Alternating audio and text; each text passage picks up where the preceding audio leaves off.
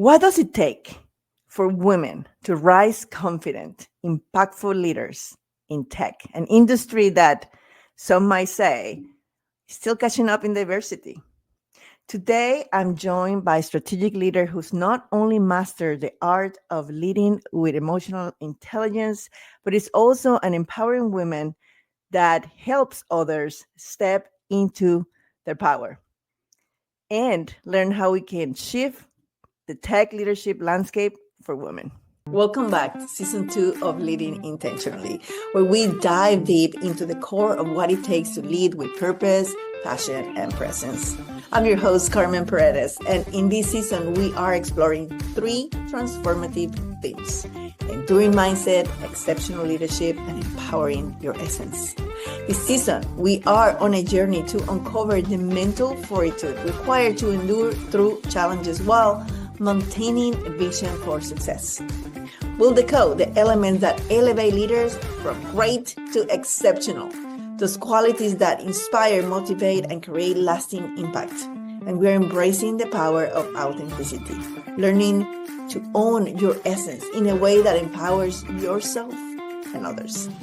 In each episode, we'll share insights, stories, and practical tips to help you transform your leadership style and thrive in both your personal and professional life. So whether you are leading a team, managing a project, or steering your own career, get ready to elevate your approach and lead intentional. Let's get started. So welcome to the show. Today we have with us Allison Macalik. She is a high-performing strategic leader with high emotional IQ and the natural ability to lead and empower women in tech. Also the host of the new podcast, When the Dog Bites, which focuses on lessons of resiliency. Welcome to the show, Allison. I'm so excited to have you here today. Thank you, Carmen. I'm excited too. I loved that intro. I was liking the music too. I was like, yeah. The topic that we're going to cover today is so dear to my heart because I don't know how much you know about my past, but I grew up in corporate America in a male-dominated tech industry. So I know all about how difficult it is for women to make it. And so they know on my story, but they don't know your story. How do you end up here? Why is this a passion for you? Oh my gosh, yes. So I've been in tech since 2015, and I made a pivot. So I used to present at a digital strategy here in an agency here in Dallas, and I love presenting. I've always loved presenting. And this vendor, the name was Salesforce, or no, at the time it was Sprinkler, and he said, hey, you should come do pre-sales. And I was like, great. I had no idea what it was. I didn't understand anything. I was like, okay, I was, oh my gosh, almost 10 years ago. And I realized very quickly that I would be demoing tech to clients and making it come to life. And then I put my own spin on it along the way. But one thing I realized very quickly is I was the only woman always. I would walk into a room. It was all men. I would have my team. I was, at one point it was one of 2 women. And it just over and over, I was the only female voice in the room. And I am a storyteller and I'm passionate and I'm very good at reading people. And I was like, I'm different. And for a while I thought, oh, I need to be very professional. I need to sit like this and not smile and be like all the men. And then along the way, I was like, no, I am different. Women are really good at this job. We're amazing listeners. We are great readers of people. We're great presenters. We can multitask. We can do all these things. We don't have to be like everyone else. And honestly, for me, that was a big changing point in my career. And then I looked around and I said, I'm going to make it my goal to bring in more women into this male-dominated industry. And so that's what I've honestly been doing, fully consciously doing in actions every day, probably since 2016. Wow, that's amazing. And I'm getting goosebumps because I am so passionate about this topic. In fact, yesterday I gave a keynote for a graduation, and I am like, kudos to AT&T because they had this program for Latina women emerging leaders. And and I was the keynote speaker. I told them my whole story. And when you were talking about trying to be like them, like for me was also, I wanted to sound like them because I still have an accent, but imagine 25 years ago when I just came from Panama, what I sound like. And I wanted to sound like them because I could see the faces like why didn't understand what I was saying. And so I took accent reduction classes and I hated it. I hated it so, because, I was taking part of me away. Yes. And then also had the realization moment where they like, you know what makes me unique and powerful is who I am, my unique traits, my unique sass, or whatever you want to call it. I already like you so much. I'm like, yep. Oh my God. Thank you. Music, we're good. We're in it.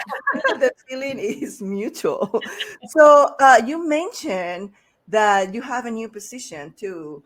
And I want to talk about that because I found once I got to a position of influence, it was easier for me to help other women. But I also made the conscious decision to say, okay, now I have power. Now I have a voice.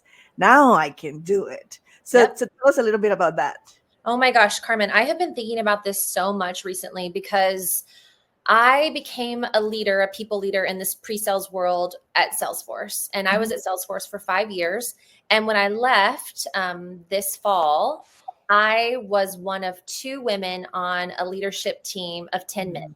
However, all the ICs, more than 50% women, 2 leaders. And it was just this crazy transformation time for me. And I realized, okay, I can fight and fight and fight and fight and fight and keep fighting and fighting and fighting and fighting to get more women brought up into leadership. But it wasn't really happening. And I know, we can go into all the politics and all the fun things. And I was like, you know what? I'm going to take a step back and I'm going to go create what I think is needed in this space at another company. And luckily, the company I'm at now, it's OnTick. I worked with a lot of these amazing people back at Sprinkler. So back, 10 years ago, they're my friends. And they said, you know what, we trust you. We know that you are a leader, like a heart leader. We love that about you. Come join us. And I will tell you, it was such a different experience from the gate, like just walking into this role. They know who I am. They know what I stand for. They embrace it. And it's so funny. Over the summer, all I kept thinking was, have a role that brings peace and prosperity. And I kept thinking, it can't. There's no way. Like there has to be always this fighting. And then I realized it does exist. And there are people out there that are your people that value you for you, and open your mind to it. Let the universe come in and do what it needs to do. So all that to say, to get me to where I am now, the second I busted the doors down at this new company, it's like I knew right away I was going to lean into me from the second. I wasn't going to be kind of at Salesforce. I found my voice of seeing the need to have your voice and taking leadership roles and doing, it's called WISE, Women in Solution Engineering, spearheading that, bringing the first one to this one part of Salesforce. It's like almost like I was like gaining my voice, getting my at-bats there. And so now in this position of power, it's like, oh, this is what we're going to do. And it is so different. And it like lights me up from the inside because I can tell, by the way, which is so amazing to see. Yeah. And I can say, hey, I think that we need this training. I think that we all need this, and this is important, and because of why. And I think we need to, do more workshops about imposter syndrome. And I think we need to do the Google workshop for women, the I Am Enough. And they're like, sounds great. We trust you. Go for it. And I'm like, what? I don't have to fight every step of the way. It's just, and then I can say, look, I'm authentically me. I'm an authentic leader. I'm going to pour into especially the women here. I'm going to grow my team, and I can make sure that our numbers are even. And there are things that I can do consciously, like you said, that when you are an individual contributor for so long and you're like slugging it out, you don't really have a lot of those decision-making abilities. But for anyone listening, I promise your people are out there and they will see what you're capable of, and they'll lean into it and they'll love it. Yeah. And then you could be so successful on your own terms. And so that's where I am right now. And that's why I was so excited to talk to you about it, because it's like, I'm seeing it happen to me right now.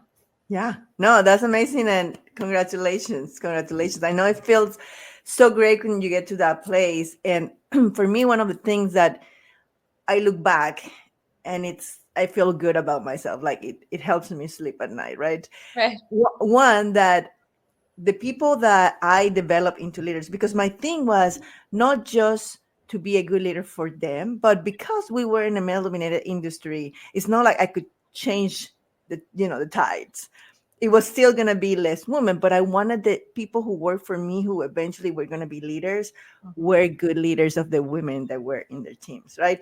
And so they have become these amazing leaders, and I run into them in town or sometimes LinkedIn or whatever, and there's still this great relationship and this, I mean, I want to say admiration, but that's not what I'm going for, but like the gratitude and the camaraderie that looks back as like, thank you for doing this. And for me, one of the best compliments I ever gotten was someone who was a really difficult employee. I mean, I talked about him in my TEDx talk, the first one, because we went from like, we hate each other to he was my right hand. Yeah. And I run into them, he and his wife, at the state fair this last summer. He hasn't worked for me in 5 years or so. And she was like, you were the best leader he's ever had. I mean, for the wife to tell me that, I was like, I made it. What I actually always want leaders to understand is that we as leaders have so much power into someone's life, so much influence. We can make someone up or crumble them, because it's happened. Both have happened to me. And it's not like you sit there as a victim, like, oh, my leader did this to me. No, but like, you are putting so much pressure into somebody 8 hours a day. It's really hard. You can be as resilient as you want to, but the way someone leads somebody else has so much effect in their life. And I want leaders to understand that. And Yes. I see that you have that down, and I'm so happy for that, because You want to hear a funny story? So two Yes. things came to mind when you said that. I think I'm the way I am as a leader because of terrible leaders that I've seen and said, oh, no, not going to act like that. And then amazing leaders that have poured into me and how that felt. And I'm like, that's exactly what I want to do. So I have two incredible, still mentors, leaders in my life that I've kept them close. If they're listening, Christina and John, and they are heart leaders. They care about you as a person. They push you in a way of like, I know you can do this, even though if you don't feel ready. They do not lead by fear. They, build you up in a constructive way that's going to help. There are just these things that it's almost like in your gut, this is good. Yeah. And then I'm on the opposite. I've had some of the worst fear-based, micromanaging, manipulative. Oh, you are lack of integrity. Yeah, let's keep going, because I cannot believe a terrible person. And I'm like, I have. If you look at the ESFJ or like the Myers-Briggs, I'm an ESFJ. My feeler is 98%. Even the lady doing that, facilitator, was like, I've never seen it this high. I'm like, I feel everything. I see everything. I feel it deep in my heart. And I'm doing some energy like training because I feel everything so deep. But it's like, when those leaders, it's so apparent to me now. And that's also why I'm so passionate about it, because you do, like you said, you have so much impact on these people's lives. Like it can be very bad, very, very bad for your mental health. That's why there are such things as leave and paid leave and different things. And I wish everyone knows about those, because people think they're just stuck and they're not, However, one thing I was thinking of when I really realized this is who I am and this is what I stand for. A girlfriend recommended Masterclass, the app. You can listen to the masterclasses, and it was like a discount. I was like, yeah, I'm going to get this. And it was last year, so I was still at Salesforce, and we had an onsite in Colorado. And getting ready, I was already a leader at this time. I was listening to Whitney Wolf Herd's masterclass, and she was the one who took Bumble public with her baby. And she was talking about how in All Hands, she cries and she would get emotional and she would be authentic. And these men leaders would say, oh, what are you doing? Oh, what are you doing? They get uncomfortable because they don't know how to handle it. Yes. And she said, just watch what happens, because when I'm vulnerable and authentic, I get it 10 times back from my team.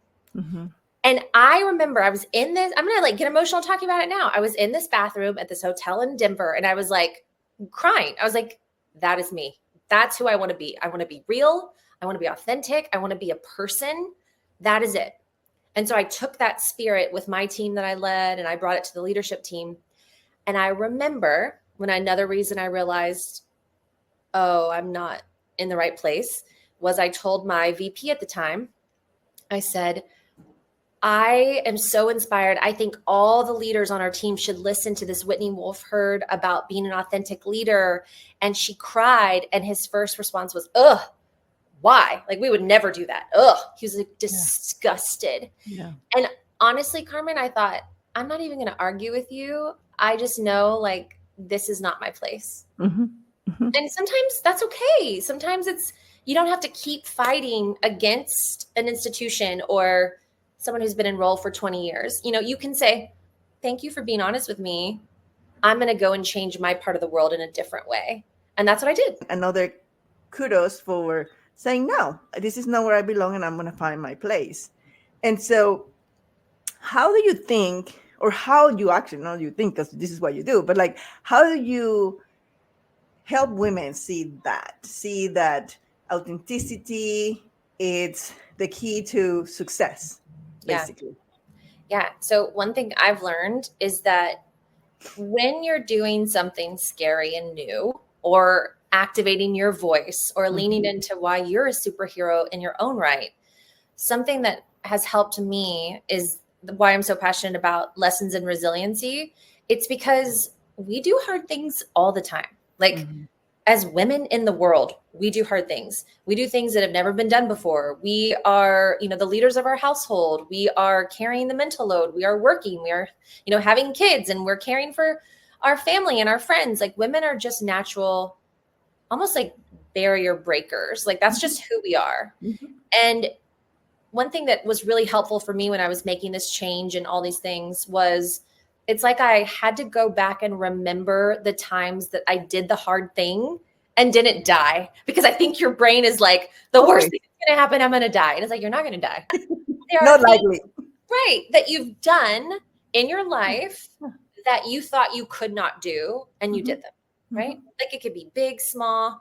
It doesn't matter. It's like when you go back and you remember those, I call them like building blocks of resiliency, then when you get to something that you think, oh, I could never do this, it's like, actually, you did something just as hard before, you just don't remember it. Yeah. Or you did something that you thought you could never do, and here you are standing and you're doing it. So what happened to me particularly, like I was realizing all this stuff, this job is not right.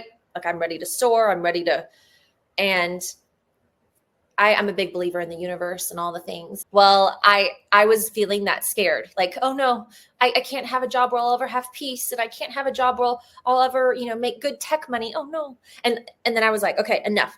Like I had to literally write it down, peace and prosperity. So you have to get clear on what you want, right? So I was like, peace and prosperity. Well, then something wild happened. I was walking my dogs, like literally I could see the house where I was right now, like looking out the window. And we were attacked by a dog. And one of my dogs did not make it, but the other one did. And I jumped in, and my little wiener dog jumped in. And we fought this dog.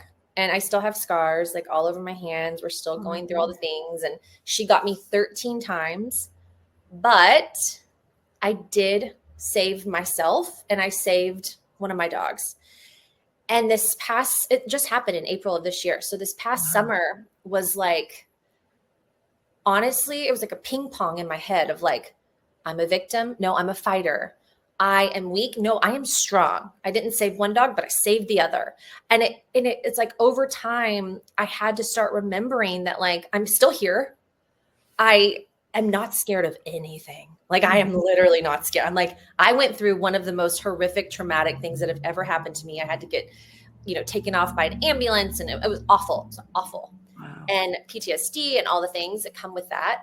But somewhere along the line, I realized my brain was starting to rewire, and like, okay, I did that and I'm still here and I'm standing. And then, oh yeah, I did IVF to get my 2 babies. I did that too. Oh yeah, I was one of 2 women on a leadership team of 10 men, and that was really hard. So it's like you start like the resiliency almost becomes your inner monologue versus the I can't do it. And now I'm like, let's go knock down a building. Like, what can't I do? Like that. It's like, I know. Ryan mode. Yes. Yes, exactly. But it's like you have to remember you've done hard things before, you can do this again. And that's like was life-changing for me.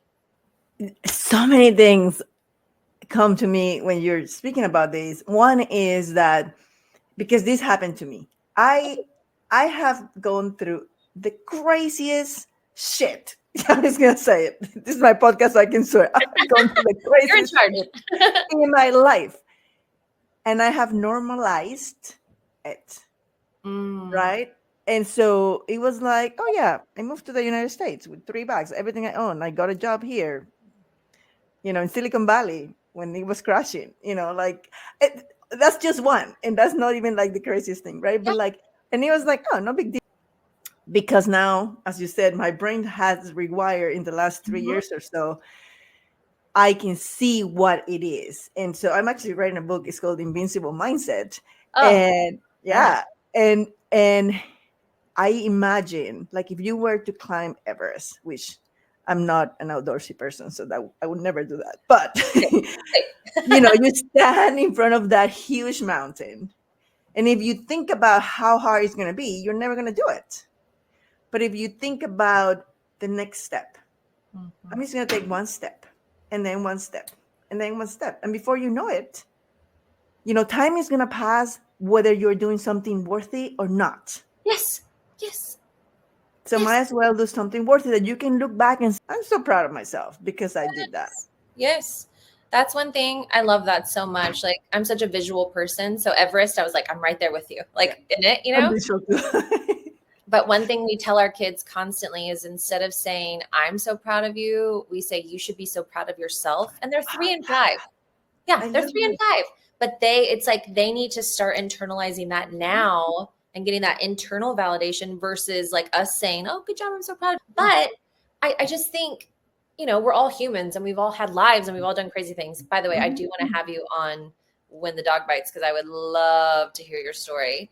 And if I tell you that I survived a dog bite when I was 9 years old, I'll tell you on the podcast. Of course you did. I'm not even surprised. Of course you did. Great. Let's talk about it more. But I love what you said about like you normalize these things that happen. And I truly feel in my bones and my soul, I have like a talent that I can talk to people just like you, and I can get them to understand their story and like use it as their power. And that's what I want to do. So yes, I still have my full-time job. I love it. I am lit up. I am having so much fun. But for the first time, I'm not just like, oh, I want to do this too. It's like, no, I'm like taking active steps. And here's another crazy thing. Like I talk and present client stuff and just like you, 15 years, right? Like all day, every day. I could sell a washing machine tomorrow. Like whatever, it's like it just comes so natural. But telling my own story was really scary and really different. And like, and I'm like, why? That's so weird. I've done some crazy, hard, scary things. So one thing I'm doing right now on TikTok, and I never had TikTok before, is post for 90 days straight, like every single day, to get comfortable in telling my story, my voice. And TikTok is an easy way. It's like 60 seconds to be able to see and get feedback, things like that. And that, as crazy as it sounds, was the scariest thing I've done in the last 5 years. And I'm like, what is like, so it doesn't matter what scary looks like. It's going to be so different to everyone, but you have to find ways to like you said, take it day by day or take a bite, like go up that mountain. And it's so funny because I am like authentic and I'm vulnerable and that's who I am. But then like bringing that from me as like Allison, that gets a little scary. So I had to figure out, just like anyone could, ways that they can get braver and they can lean into their resiliency. And for me, it was like, okay, what's the worst that can happen? Someone makes fun of me. Okay. Well, okay. My kids make fun of me every day. They roast me. Like, I don't care. Okay. So I was asked when I went to Vegas in September to an event, I was like the keynote there, and someone in the audience asked me, "How you don't get nervous?" And I'm saying, "Who said I don't get nervous?" It's a good question. Yeah. Right? And she's like, "Well, there's no way you were nervous." People always think that other people can do it better than you, or they don't get scared, or they're never afraid of this or that. I But know. we all have our own things that we can be afraid of. Yeah, I know. Another side project. I'm very like multi hyphenate. I love to do a lot of things. I have another podcast with one of my co-creators. Her name is Hannah, and we talk about imposter syndrome. And it's called Imposter Talks, and we've done a ton of episodes. And we literally just talk about imposter syndrome for like 15 minutes and learn from people. We've talked to people all over, mostly women who experience it. And it's so crazy by not talking about it and being open, like you just sharing your story and like us talking. Mm-hmm. People go through their lives thinking that no one else feels the same way they do. And it's like, oh, no. We all feel this. You just have to find the things that work for you. And this one woman, I'll never forget, she was a colonel in the Army, this badass woman. And now she's a consultant. So she has to go in and out of, the field and into meetings with men all the time. And she's like, oh my God. And she said she has this green folder. And before she walks into any room, she opens up the green folder and she reads like, I was a colonel of 6,000 people. I did this, these bullet points. And then she's like, I'm a badass, and closes it and walks in. And then she said another power play is that she has her green folder and she just puts it on the table, but she never opens it the whole time. She just leaves it there. And then they're like, what is she doing? What's up with that green folder? But she's like, that's her like power to remember. And so I have you can't really see, but I have a notepad right here, like a little Post-it. It's like reminding me of things that I've done. I will go back and listen to old episodes. It's like, whatever your resiliency is, do it. Like do it today. Like literally listen to this podcast and be like, what is one thing that'll work for me right now? Like Absolutely. You have your one person, she had her green folder. I have my Post-it note. Like that is something, a change that you can do right now to help you. And that's, you remember like text, like how many times someone has said you're a good friend or you're a good mom or you did a good job at work, right? Like I like to say testimony. That's how I know I'm impacting people's life, right? Like and so what is their measure of that you are on the right path? I love that action step because we forget, we forget and normalize the things that we do. I know. We have to just remember that like everyone is so unique and the things we go through are not normal. Like no one is normal.